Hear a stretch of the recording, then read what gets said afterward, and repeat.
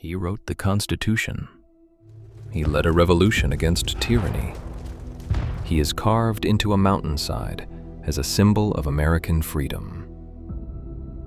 And for over 3 years, he used the full power of the United States government to hunt down a 22-year-old woman who wanted nothing more than to be free.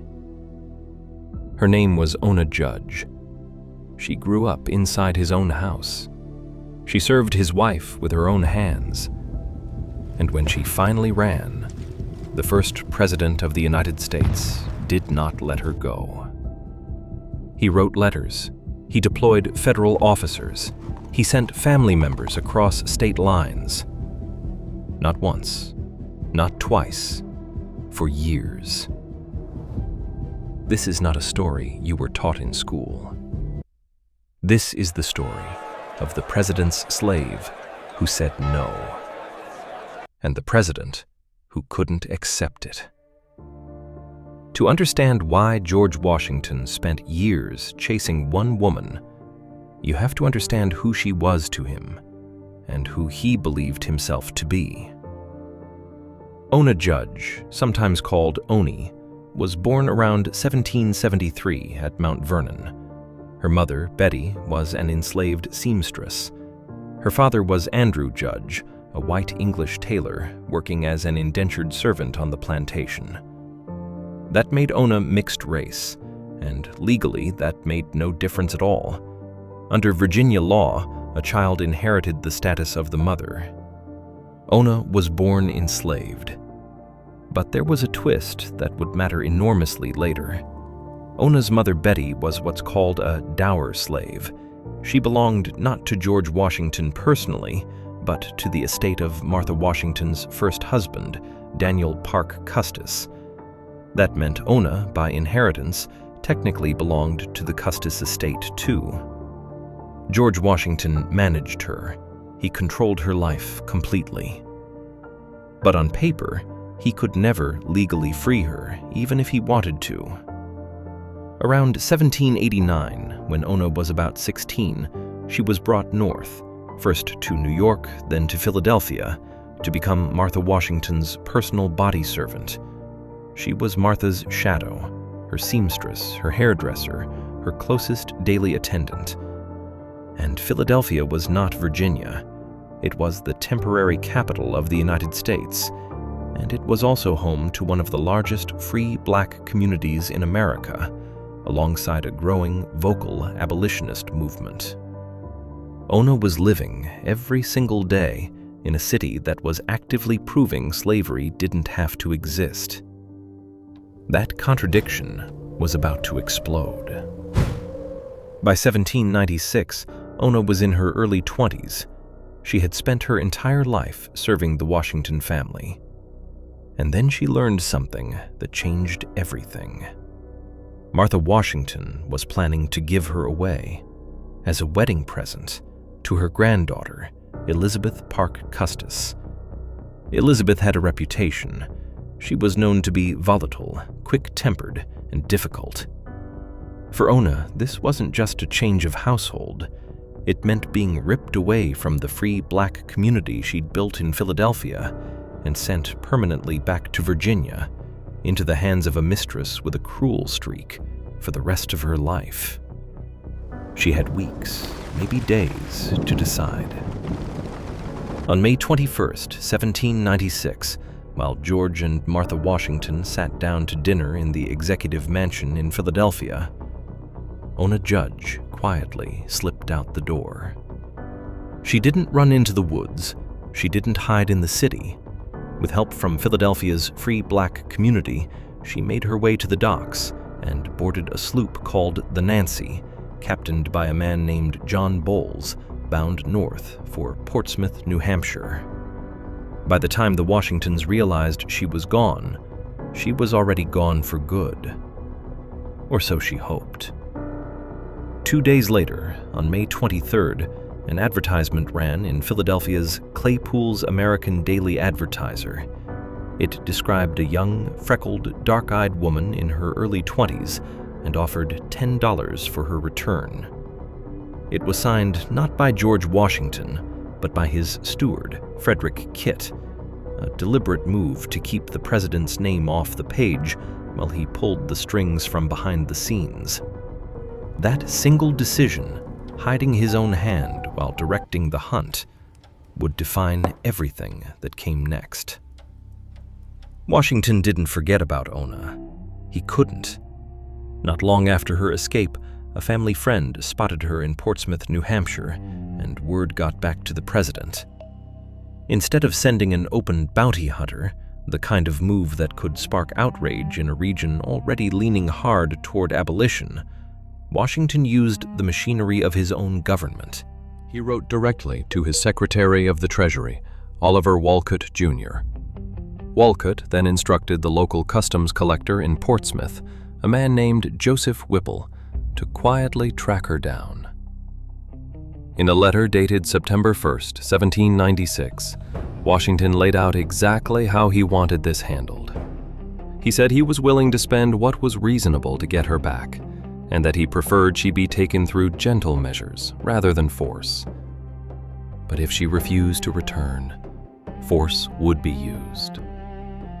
Whipple found her. He didn't drag her onto a ship in the street. Instead, he lured her into a meeting under the pretense of offering her a job. When she arrived, Ona was direct.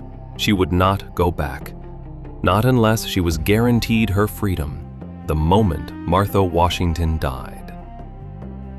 Whipple wrote back to the president, relaying her terms, and warning him that trying to physically force her onto a ship risked provoking a public backlash in a town full of abolitionist sympathizers.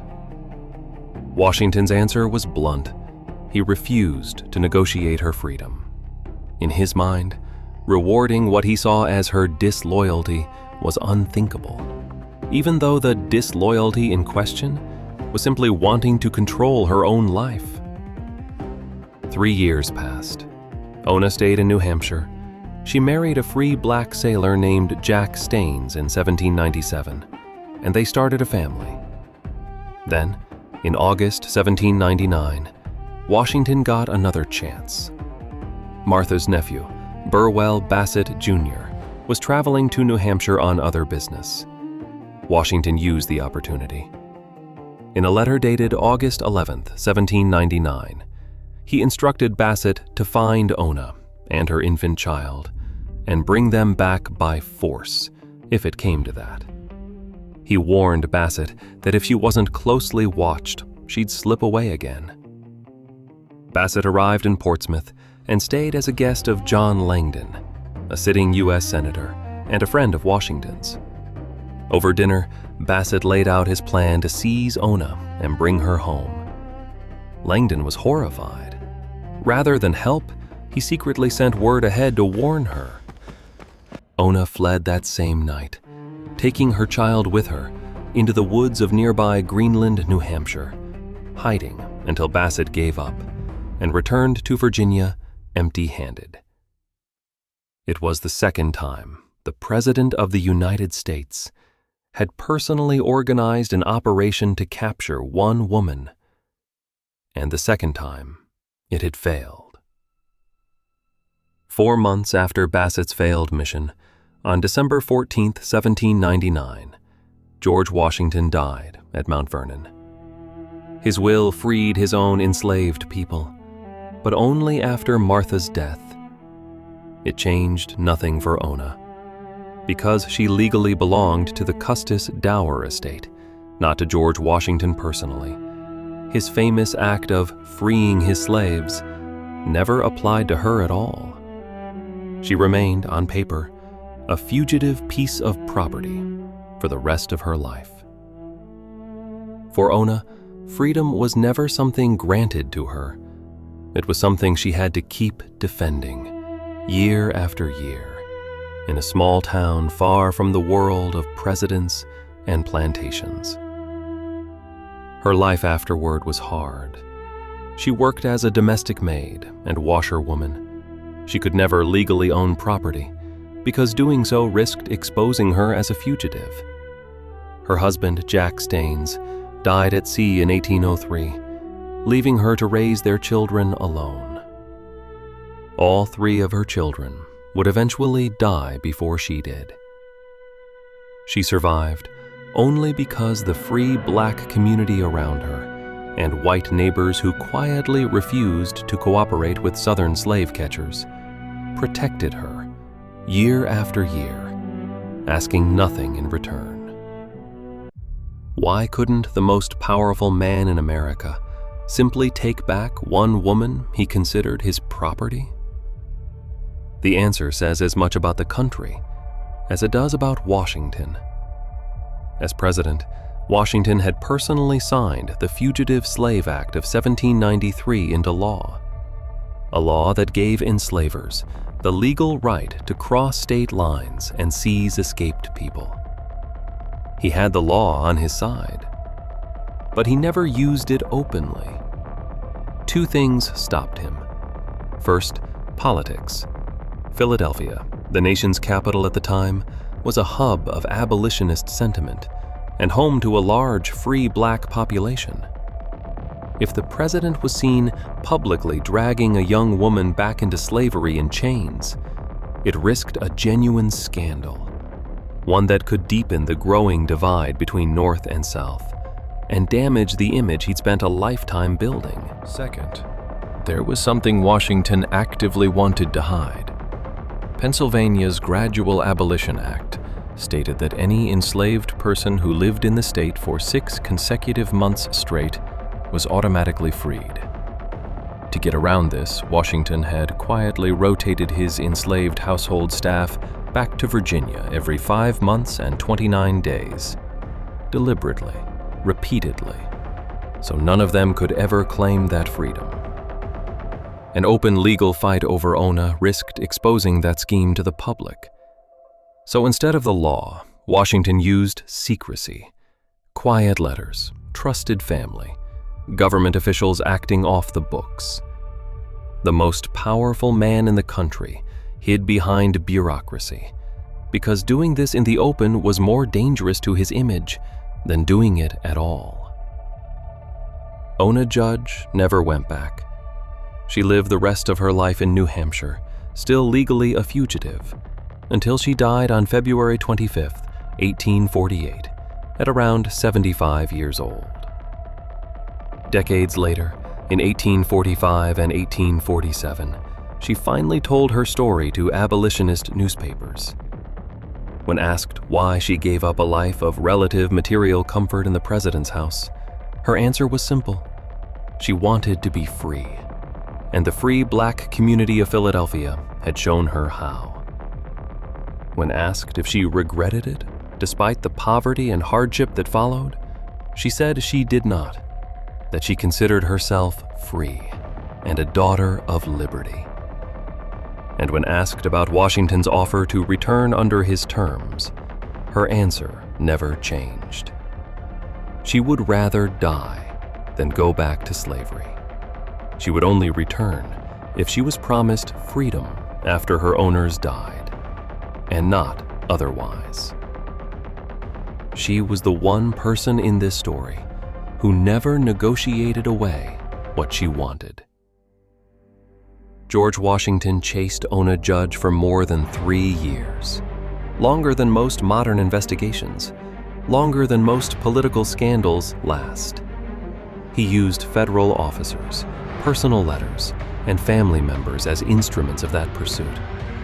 And every single time, a 20-something woman with no money, no legal standing, and no protection outmaneuvered him.